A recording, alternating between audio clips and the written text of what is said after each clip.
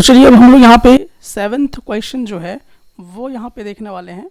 और 7th question में आप देखिए ये एनसीईआरटी का ही क्वेश्चन लिया हुआ है और इसमें आपसे क्वेश्चन में क्या कहा जा रहा है उसको पहले हम लोग यहाँ पे समझ लेते हैं।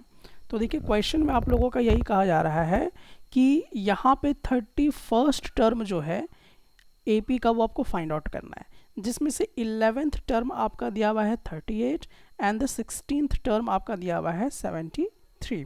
तो ऐसे सिचुएशन में आपको 31वां टर्म निकालना है एपी का। तो चलिए यहाँ तक समझ में आ गया होगा, तो हम लोग अभी सॉल्यूशन की तरफ बढ़ते हैं। तो सॉल्यूशन में हम देखेंगे कि हमें एक फार्मूला अच्छे से याद होना चाहिए कि nth term is equal to a plus n-1 times d, ये हम लोगों का आया करता है। तो चलिए अब यहाँ पे हम लोग देखते हैं कि अगर हम लोग 11th टर्म इज 38 अगर इंडिकेट करते हैं तो यहाँ पर आप देख लिए इसको आप लिख सकते हैं 11th term is equal to 38, इस तरह से लिख लेंगे। उसके बाद हम लोग क्या करेंगे, जो 11th टर्म उसको हम कैसे लिखेंगे, तो आपको अकॉर्डिंग टू फार्मूला डायरेक्टली यहाँ पे आप सेट कर सकते हैं, मतलब समझ सकते हैं कि 11th term is equal to 38 है। तो अब यहाँ पे आप देख सकते हैं कि a plus n-1 times d is equal to 38 आएगा। ठीक है, उसके बाद यहाँ पर हम इक्वल टू प्रूफ ये इम्प्लाइज करेंगे। a का वैल्यू हमें नहीं मालूम है अभी फिलहाल, n हमें मालूम है कि 11वां टर्म बोर्ड है तो 11-1 कर देंगे टाइम्स d, कॉमन डिफरेंस भी अभी हम लोगों को नहीं मालूम है, इक्वल टू 38 हो जाएगा। ठीक है, अब यहाँ पर हम लोगों का क्या आएगा, a प्लस 10d, 11 में से 1 चला जाएगा तो 10d इक्वल टू 38। तो इसी चीज़ को यहाँ पे लिखा गया है, that is a plus 10d equal to 38, और इसको हम मान लेते हैं क्या चीज, इक्वेशन 1। अब चलिए अब हम लोगों के पास क्या बोल रहा है कि जो 16th टर्म है ये क्या है आपका 73 है। इसको भी जब हम इस तरह से लिखेंगे कि 16th term is equal to 73 है, तो कैलकुलेशन जब हम करेंगे तो a प्लस 16 है तो 15d इक्वल टू 73 के बराबर आ जाएगा, और इसको हम क्या मान लेंगे, इक्वेशन 2 मान लिया करेंगे। चलिए अब इस तरह से हो गया। अब हम लोगों को क्या करना है कि इक्वेशन 2 से इक्वेशन 1 को सब्ट्रैक्ट करना है, ताकि हम लोग क्या कर सकें, कॉमन डिफरेंस को पता कर सकें। तो अब देखिए इक्वेशन 2 में ये वाला हिस्सा को माइनस करेंगे किस वाले हिस्से से, इस वाले हिस्से से। तो देखिए a plus 15d minus a plus 10d, और इधर वाला जो इक्वल टू है 73 को माइनस करेंगे 38 से, जो आपको इस तरह से यहाँ दिखाई देगा। अब इसमें हम लोग ब्रैकेट को ओपन करेंगे तो प्लस माइनस का साइन आपको यहाँ से मैं बता देता हूँ कि टूटेगा, क्योंकि आप सभी तो जानते ही होंगे।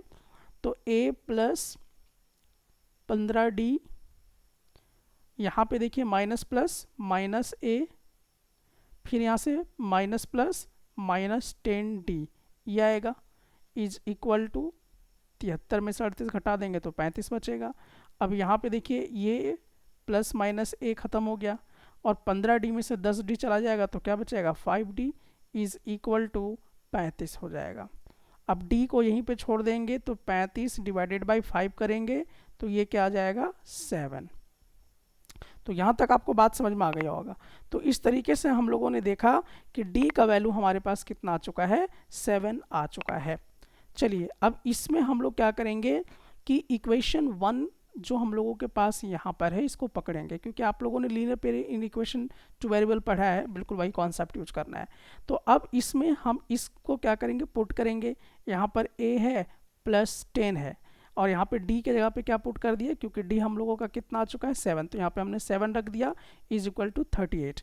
अब हम लोग इसको मल्टीप्लाई करेंगे तो हो जाएगा 10 इंटू 7 तो 70 में कन्वर्ट हो गया इक्वल टू 38।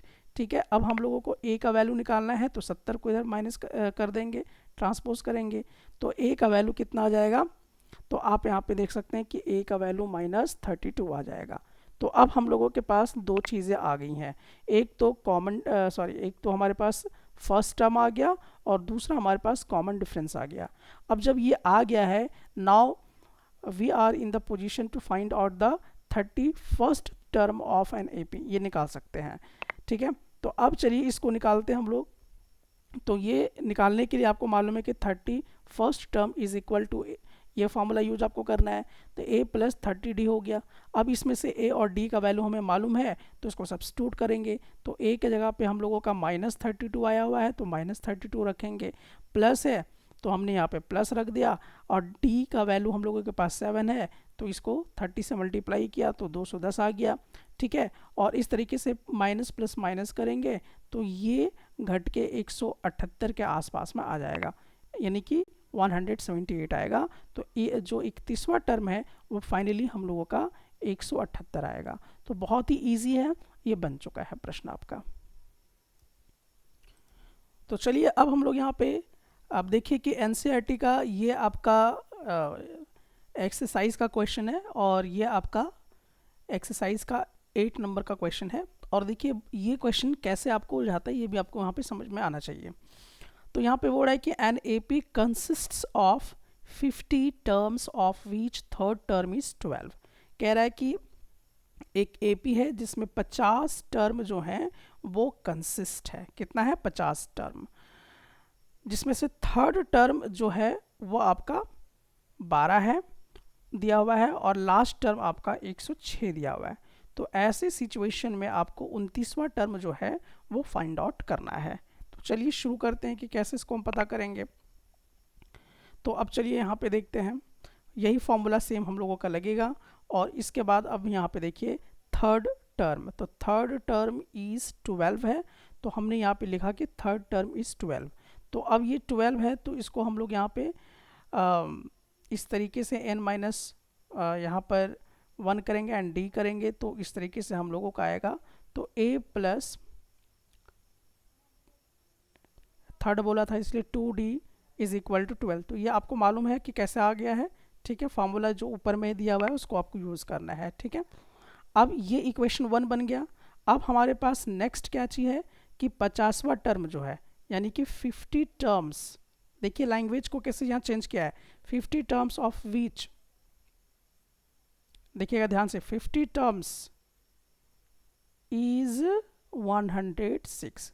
लैंग्वेज समझ में आया? उलझा दिया प्रश्न को कैसे, पैटर्न वही है लेकिन क्वेश्चन को उलझाया। तो हो सकता है कि अगर डायरेक्ट इस क्वेश्चन को दे देगा तो आपको समझ में आना चाहिए कि कैसे ये बोल रहा है। तो 50 टर्म्स इज 106, तो 50वां टर्म में क्या है? 106 है। तो यहाँ पे लिखा गया कि जो 50वां टर्म है वो 106 के बराबर है। अब इसी को हम लोग यहाँ पे अकॉर्डिंग टू फार्मूला सॉल्व करेंगे, तो a plus 49d is equal to 106 के बराबर आ जाएगा। अब ये हमारा क्या बन गया? इक्वेशन 2 बन गया। अब ये जब बन गया तब अब यहाँ पे हमें क्या करना है, इक्वेशन 2 से इक्वेशन 1 को सब्ट्रैक्ट करना है ताकि कॉमन डिफरेंस निकल जाए। बिल्कुल वही प्रोसीजर, यहाँ पर इक्वेशन 2 क्या है, a प्लस 49 ब्रैकेट यूज़ करेंगे जैसे कि यहाँ पे किया गया। देन हम सब्ट्रैक्ट कर रहे हैं तो माइनस लगा देंगे, और इक्वेशन 1 है a प्लस 2d, तो a प्लस 2d ये रख देंगे। उसके बाद यहाँ पर देख लीजिए 106 माइनस 12 कर देंगे, तो ये हम लोगों का आ गया। ठीक है, अब इसको फर्दर कैलकुलेशन करेंगे तो 47d इक्वल टू 94 के बराबर आ जाएगा। और यहाँ से हमें क्या मिल गया? d का वैल्यू मिल गया। अब d का वैल्यू मिल गया तो अब हम क्या चाहिए, अब इक्वेशन 1 में इस d का वैल्यू पुट कर देंगे तो हम लोगों को यहाँ से a का वैल्यू मिल जाएगा। तो कैलकुलेशन फर्दर आप करेंगे तो आपको मिल जाएगा a का वैल्यू दैट इज़ 8। अब ये तो हो गया हमारा काम। अब देखना है कि हम लोगों को क्या निकालने बोला है, जो 29वां नंबर पे टर्म है उसको निकालना है। तो बड़ा इजी, एकदम प्रीवियस क्वेश्चन के जैसा है। तो यहाँ पर अब इसको पुट कर देंगे, 29वां टर्म लगाएंगे, इस फार्मूला को रीयूज करेंगे, और a और d का वैल्यू तो ऑलरेडी हम लोगों को पता चल ही चुका है। मतलब a का वैल्यू 8 आया था, d का वैल्यू 2 आया था। इसको सब्स्टिट्यूट कर देंगे, कैलकुलेशन करेंगे, 8 प्लस 56, और ये पूरी तरह से 29वां टर्म आपका 64 आ जाएगा। सो 29वां टर्म AP का क्या है, इसमें से 64 है।